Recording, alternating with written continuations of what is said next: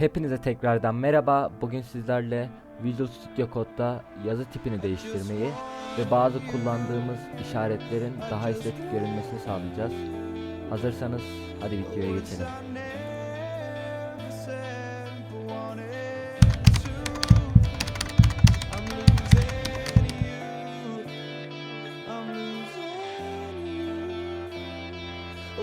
İlk olarak klasik Visual Studio Code editörümüzü açalım ve klasik olarak nasıl gözüktüğüne bakalım.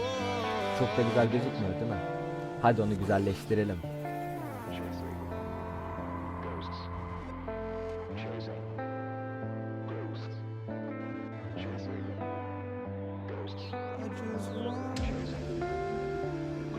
Tarayıcımıza gidelim ve kullanmak istediğimiz yazı tipini aratalım.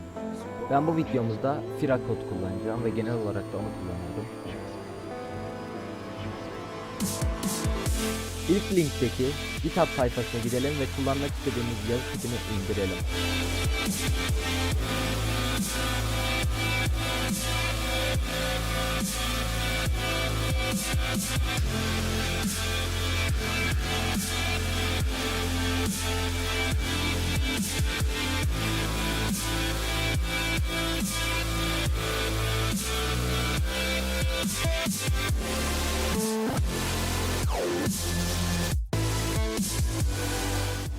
Ve indirdiğimiz dosyanın içindeki dosyaları tek tek açarak her birini yükleyelim. Ben önceden yüklemiş olduğum için bende uyarı geliyor ama size gelmeyecek.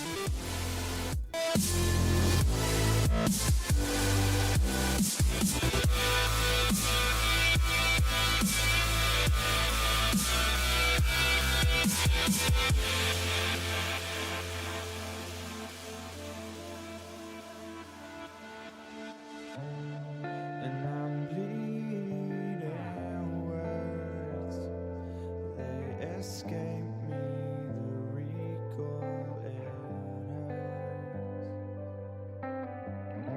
and I can't look the other way. I'm chasing starlight to find its died away. Breathe it in, it's just now, we're just falling. And we won't always free fall back to nothing, 'cause I'm just starting to learn. Visual Studio kodumuzu açıp Font Family ayarlarından Font Family olarak kurmuş olduğunuz yazı tipini seçelim.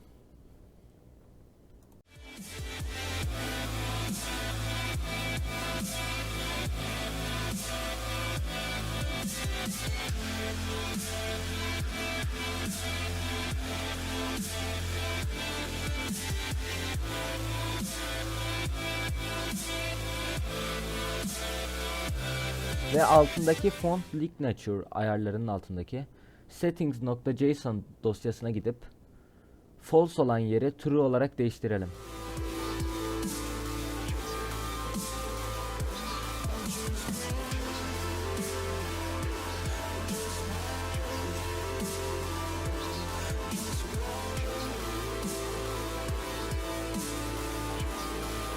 Yeni fontumuz hazır. İyi kodlamalar.